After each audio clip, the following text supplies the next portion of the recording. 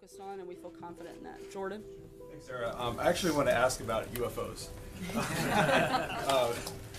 Several media reports this week disclosed that... Sorry. It's UFOs. I was going to say, I don't know if that's a coincidence or not. I feel like I already want to pass on this question, given that you've got aliens sitting among you. Several media reports disclosed the existence of a secret Pentagon program that was researching UFOs, funding right now for that in 2012.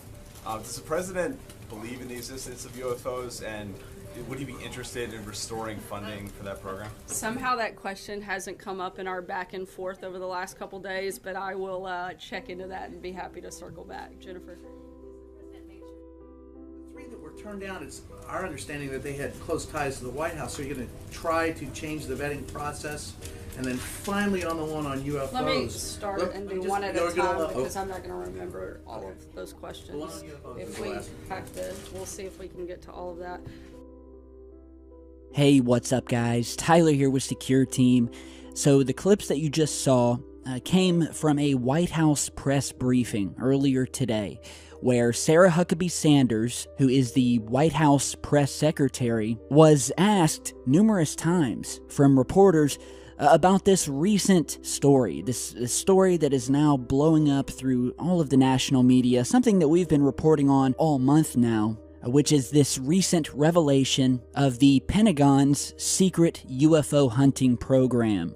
And if you guys haven't seen that, our last video we posted about this after a new UFO clip was released online by the government that was captured back in 2004 by a couple of jets who were scrambled and were following this unidentified object that seemed to be making moves and maneuvers that pretty much, in their words, defied gravity or defied anything that we've ever seen before. And we posted a video on that a couple of days ago. We also went into the fact that the Pentagon admitted that for 5 years they operated a secret program to investigate unidentified flying objects in our skies.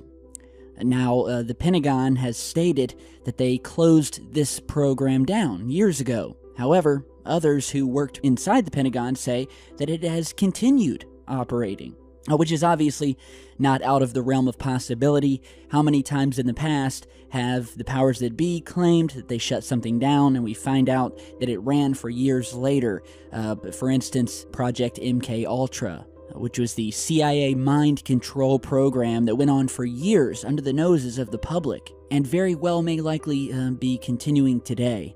And so now that the mainstream news has picked up on this, finally, we'll just say, but when can you depend on the mainstream news to do anything? And as you're seeing here, reporters are asking questions. It's all a big joke. You know, there's no seriousness at all in the demeanor of these reporters as they ask the question. There's no seriousness in Huckabee's voice when she answers these questions, or should I say doesn't answer, more like sidesteps, which is common. It's a common tactic that has been extremely successful and widely used whenever the subject of UFOs or aliens is brought up. Make a mockery of it, make a joke out of it, sidestep the question, and say that you will look into it. And that's exactly what we see happened here. Now, it should also be noted that something strange happened when one of the reporters actually asked, or tried to ask, this question about UFOs. As you guys may have noticed, as The Hill's Jordan Fabian began to say, quote, "I actually want to ask about UFOs," suddenly you'll see that his phone goes off, and you can see sort of this weirded out look on both Sanders as well as the journalist's face as the reporter's Siri function on his phone started malfunctioning as soon as the topic of UFOs came up. So, you know, make of what you will about that. And obviously, immediately after, Sanders joked, saying, quote, "I don't know if that's a coincidence or not."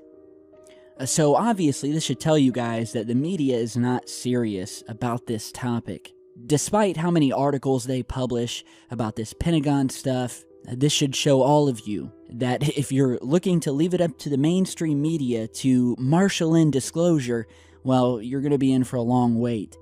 Now, relating to this story, and we spoke about this guy in our recent video, but the gentleman who operated or headed up this secret Pentagon program to hunt UFOs is a guy by the name of Luis Elizondo, and he was the real deal. He's a former Pentagon official.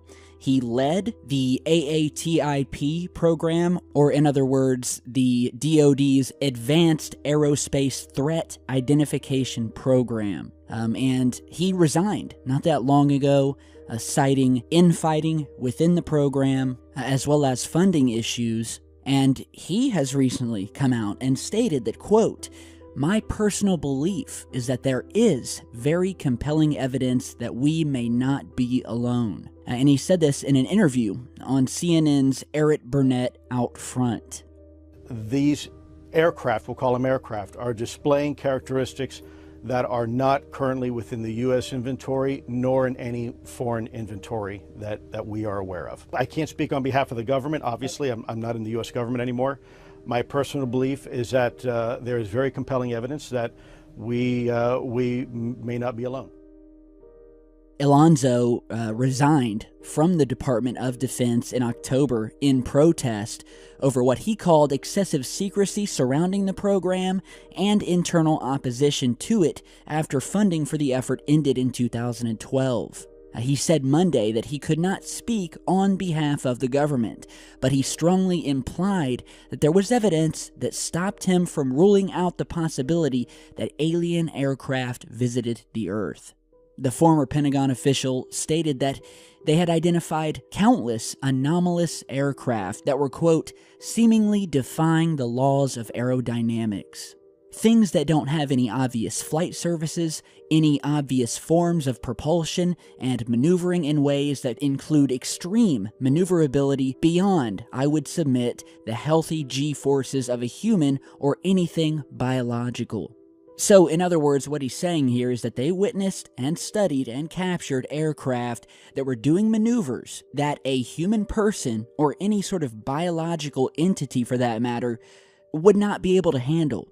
Okay, when you're up flying in a jet doing strong maneuvers in corners, you are hit with extreme G-forces, forces of gravity. And according to these reports, these UFOs were exhibiting things that defied these G-forces, that defied gravity itself. And so if humans were not in them, if no biological entity were in them, well, what's in them? Or could there have been biological entities in there, but they were just unaffected? Because, many of these UFOs are said to be in sort of a bubble, a gravity bubble, if you will, so that they can start and stop on a dime and be unaffected by G-forces or gravity from the planet. And so in our last video, we also spoke about Mr. Tom DeLonge, who has sort of jumped on the bandwagon, speaking about this release from the Pentagon about this secret program, also talking about this new piece of UFO footage. And the jury is still out about Tom DeLonge and whether this whole revelation about this secret Pentagon program, as well as this UFO footage, if it's legitimate or if it's just some sort of disinformation campaign to make us think that they're actually revealing something here, but that they're not. And I haven't been the only outspoken person about this. Recently, Dr. Stephen Greer, who we had on the channel, we did an interview with, posted some things on Twitter that kind of give us an idea of how he feels, with one post indicating that the recent New York Times story about this Pentagon revelation was nothing than a clear ramp-up to what he calls fake disclosure that is designed to prepare people for an outer space threat, and so that apparently we are all then frightened of what could be out there. In another post, he spoke about his own film, Unacknowledged, which recently came out, and how it has been blocked by the media with no coverage, despite it being 2017's #1 documentary on iTunes and extremely popular on Netflix.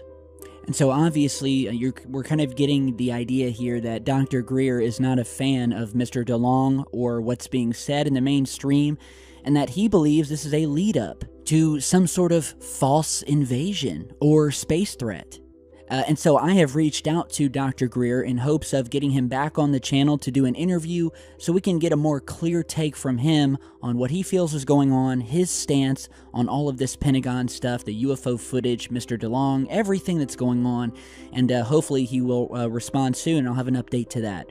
So let me know what you guys think down below. Strange times indeed. Many of you called it when you spoke about how the Pentagon is suddenly releasing UFO footage and admitting to things. It's just not something they do. So I'd love to hear your take on it. Put it down below. Email me if you have any new info or something you'd like me to touch on in a future video. My contact info is down below, and I will see you all back in just a bit. Stay safe, guys.